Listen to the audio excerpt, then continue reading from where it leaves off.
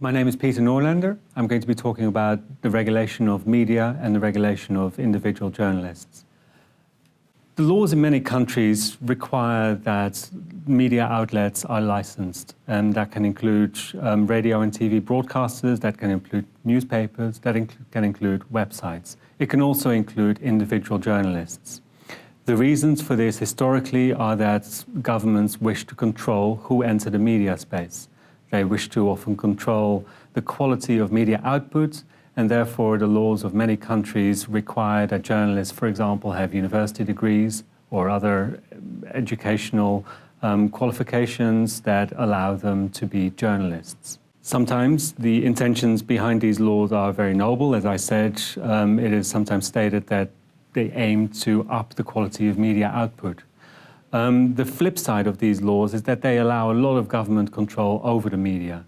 They can allow the government to determine who can and cannot practice journalism, and they can allow governments to decide which newspapers get to go onto the streets, which TV and radio broadcasters get to go on air, and which websites get to be on the internet. International human rights law has developed very strong standards against censorship and against the use of administrative laws to control the media. These laws boil down to a couple of very simple components. First of all, any regulation of individual journalists is impermissible insofar as it might control who can and cannot practice as a journalist. That is a very strong standard which has been developed by courts such as the Inter-American Court of Human Rights. Secondly, while international human rights law does recognize that there needs to be control over radio and television broadcasting, for the very simple reason that broadcasting uses a frequency spectrum which is limited and that there therefore needs to be some measure of control over that, any such control, international human rights law holds, has to be independent from the government, and it has to be run along fair and transparent criteria. Broadcasting commissions or broadcasting regulators should not be controlled by government ministers.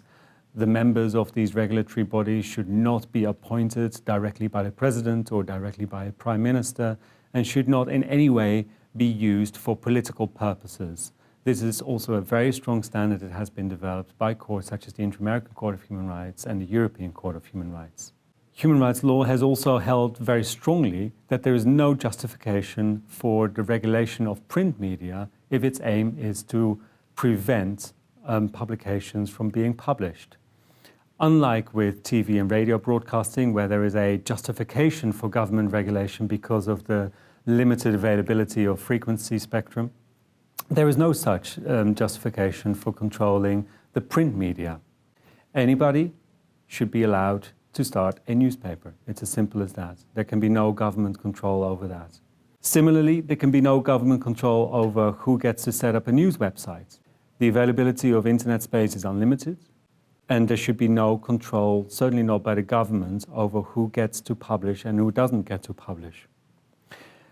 Unfortunately, national practices on this are sometimes divergent with these international human rights law standards, but whenever cases are taken to international human rights courts, they come out with very strong and binding decisions against any government control of websites and any government control of print media.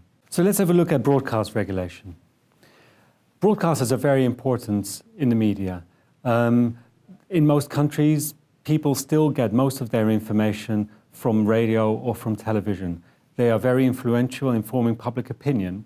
And therefore, in a lot of countries, governments are very eager or keen to control what is said in the media. It is legitimate to have regulation over broadcasters. As I said, there is a limited amount of frequency available, spectrum available, and therefore there has to be some measure of regulation. Not just anybody can set up a radio or television system and start broadcasting. There would be clashes, and it would be impossible for people to have any clear reception of TV channels. So there has to be regulation. The real question is, how does that regulation come about, and how do you prevent this regulation from being used in a way that would amount to censorship? We know that in numerous countries around the world, broadcasting laws are used to discriminate against independent voices And licenses are sometimes awarded purely for reasons that the broadcasters are friendly with the government. The emergence of the internet has led to some very clear regulatory challenges and some genuine regulatory challenges. This is for reasons to do with the media themselves migrating to the internet, and it's also to do with the transborder nature of the internet. As I said, it is legitimate for there to be control by broadcast commissions, regulators over TV and radio.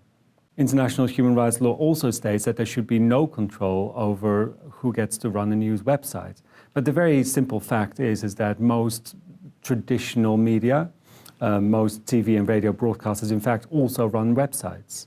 Does that mean that the regulators that regulates the traditional radio and TV output also regulate the content of these broadcasters when they go onto the internet?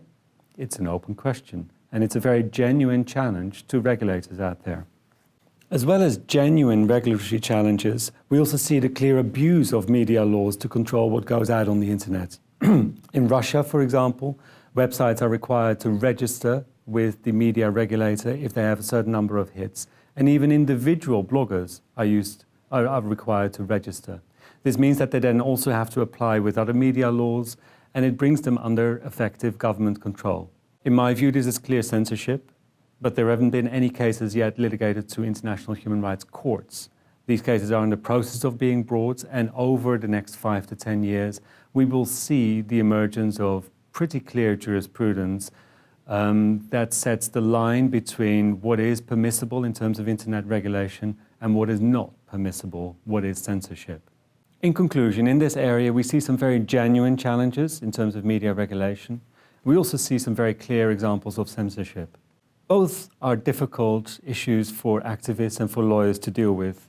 Lawyers who take cases where they challenge what they believe to be clear censorship should be aware that international human rights courts have actually been reluctant to accept the cases that have been brought before them where there have been allegations that broadcasting laws, for example, have been used to censor and have been used to, in a discriminatory way, keep particular voices off the air. In cases such as Meltex v. Armenia at the European Court of Human Rights and even RCTV versus Venezuela at the Inter-American Court, the lawyers that argued those cases had to bring very clear and very convincing evidence that the discrimination that the broadcasters suffered in these cases was discriminatory. International human rights courts are creations of public international law, and in these cases they've given governments the benefit of the doubts, and they've really required the lawyers for the broadcasters to argue their cases to a really high standard, so come prepared. The challenge in terms of the regulation of online content, as I said, is very genuine, and this is an area that is very much in flux. TV broadcasters and radio broadcasters are moving online. We're now watching television on our phones. We're listening to the radio on our phones. And all of this happens on an international scale. So broadcasters that are producing content for the standards in one country should be aware that their content can be received in many other countries. It is no longer possible simply to edit content to be broadcast late at night versus other forms of content that can be broadcast at any time of day. And the challenges that this introduces in terms of the regulation of output are very genuine and very much this being decided as we speak. This is an area where we will see a lot of standard setting in the years to come.